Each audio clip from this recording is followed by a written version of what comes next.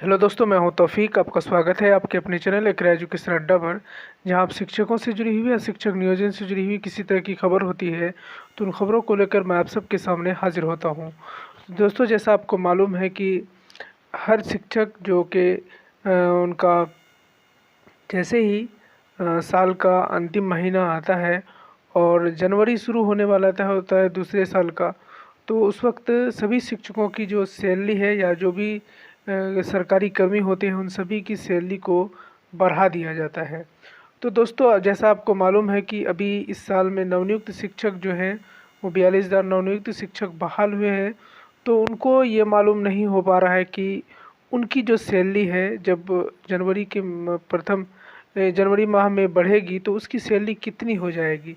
तो आइए जानते हैं दोस्तों कि आपकी सैलरी जो जो भी 2022 में नए शिक्षक बहाल हुए हैं उन सब की सैलरी कितनी होगी। तो सबसे पहले आप ऊपर जैसा देख रहे होंगे कि वार्षिक वेतन वृद्धि के 7 माह जनवरी 2023 से पंचायत या प्रखंड शिक्षकों का नया वेतन प्रभावी तिथि जो है 1/1/2023 से मानी जाएगी।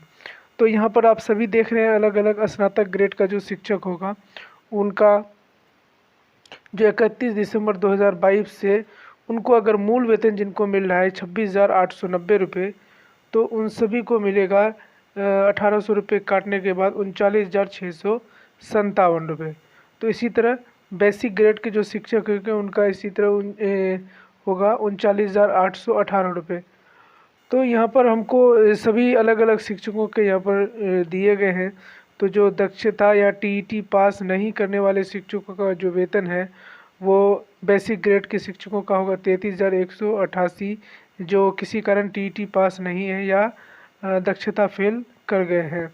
उसके बाद बेसिक ग्रेड का जो जिनका 22,650 रुपये उनका मूल वेतन है तो उसका हो जाएगा 32,196 रुपये। इसी तरह और भी सभी शिक्षकों के अलग अलग वेतनमान होते हैं और तो उनको अलग अलग प्रकार के वेतन दिए जाते हैं। तो हम बात करने जा रहे हैं जो नवनियुक्त शिक्षक बहाल हुए हैं उन सब का। तो सबसे नीचे आप देख रहे होंगे यहाँ पर नवनियुक्त शिक्षक जिनकी जो सैलरी है 15,380, तो वो बढ़कर हो जाएगी 15,850 रुपये जो मूल वेतन है वो।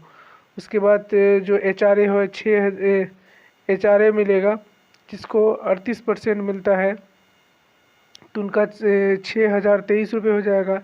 लेकिन जिनको जो गांव क्षेत्र में है उनको 634 रुपये उनको एचआरए मिलेगा यानी हाउस रेंट मिलेगा। उसके बाद मेडिकल मिलेगा 1,000 रुपये और इन दोनों को जोड़ कर हो जाता है 23,507 रुपये। तो इसमें 1,800 रुपये आपको ईपीएफ का कटौती होगी।